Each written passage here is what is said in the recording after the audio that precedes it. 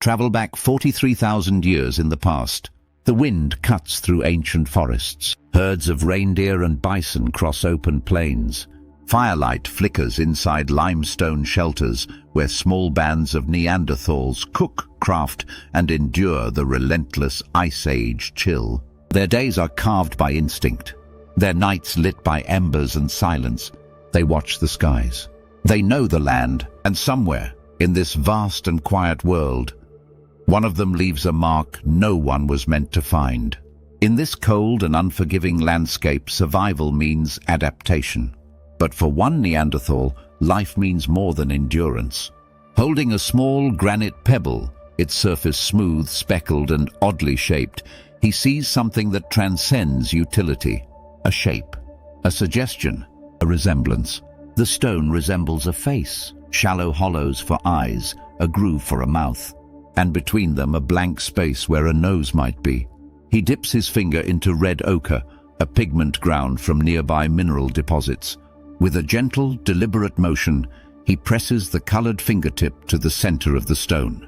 A dot, a statement, a symbol. In that single act, he does more than mark a pebble. He leaves behind a trace, an impression of identity, thought, and consciousness. That fingerprint, pressed into a world that would forget him, becomes the oldest known human fingerprint ever found.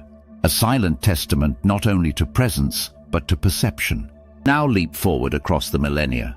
In July 2022, archaeologists are excavating the San Lazaro rock shelter near Segovia, Spain. This shallow overhang of limestone has sheltered humans and animals alike for tens of thousands of years. Here, researchers from Complutense University in Madrid carefully sift through the sediment. The excavation is led by archaeologist David Alvarez Alonso, who spent years studying early human occupation across the Iberian Peninsula. One of the most unassuming finds is a pebble about the size of a human palm. It's quartz-rich granite, resistant to erosion, speckled with mineral deposits, and unusually shaped. But on one side there's something strange, a red mark, faint but visible. Standard analysis follows.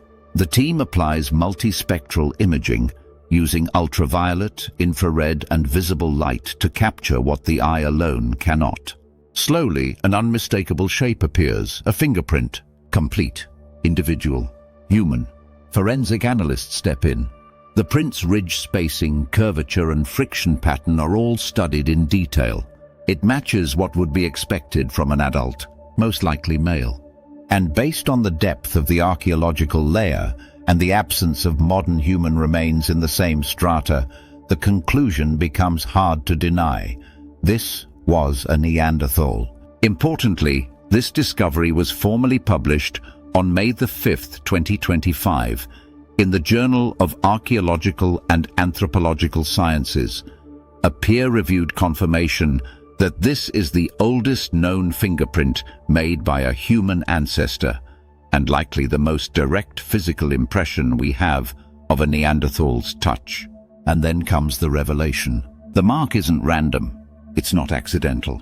The print sits exactly where the pebble's shape suggests a nose. The surrounding grooves resemble eyes and a mouth. It's a face, or rather, it became one. The Neanderthal didn't just leave a mark. He completed a form. This is pareidolia, the tendency to perceive familiar patterns, especially faces, in random shapes. And now we see it in Neanderthals, not just seeing a face, but enhancing it, embellishing it, perhaps even revering it. This indicates not only pattern recognition, but something deeper, abstraction, symbolism, the ability to transform a natural object into something culturally meaningful, an act previously attributed only to Homo sapiens. But the San Lazaro fingerprint is no anomaly. It joins a growing body of evidence reshaping our understanding of Neanderthals. In France, eagle talon pendants. In Croatia, intentionally buried remains. In Spain, cave wall stencils dated to over 64,000 years ago, predating modern humans' arrival in Europe. Even in Gibraltar, shells were found painted with pigments and drilled for suspension, likely worn as jewelry. These are not the acts of creatures bound by instinct alone.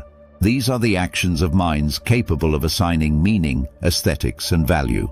And now this fingerprint, a literal touch from the past, offers us something incredibly rare. It's not a tool, not a symbol carved into a wall. It's direct contact. The physical trace of an individual moment, a gesture of purpose that has outlived empires, languages, and species. And in this single fingerprint that humanity becomes tangible. It's not a tool, not a survival artifact. It's personal, a mark of contact, a mark of purpose, and most intriguingly, a mark of mind. The Neanderthal did not press his finger out of necessity. He did it with intention, to modify the object, to shape meaning, to respond to something he saw and make it more. This wasn't art for art's sake. It may not have been art as we understand it today, but it was expressive, interpretive. It was a glimpse into the mental life of an individual we'll never meet, yet now know more intimately than ever before.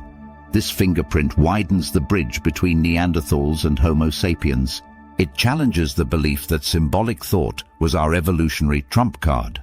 Instead, it suggests that creativity and expression may have been present across multiple human species, emerging gradually, not suddenly. Was this part of a ritual? A form of teaching? A cultural moment shared around a fire? We may never know. But what's clear is that the line separating Neanderthals and modern humans is far blurrier than once thought. The capacity for art, for culture, for meaning, it's not a single spark, but a slow, flickering flame passed down through generations, species, and time. And it reminds us that evolution didn't produce just one way of being human. It produced many. Neanderthals were not evolutionary failures. They were thinkers, observers, creators, whose legacy lingers in our DNA and now in the ochre-stained print of a finger. Today we sculpt, paint, sing, write.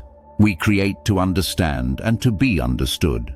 And while our tools have evolved, the impulse has not.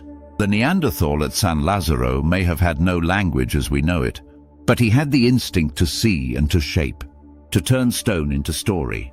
This fingerprint is not just the oldest ever found.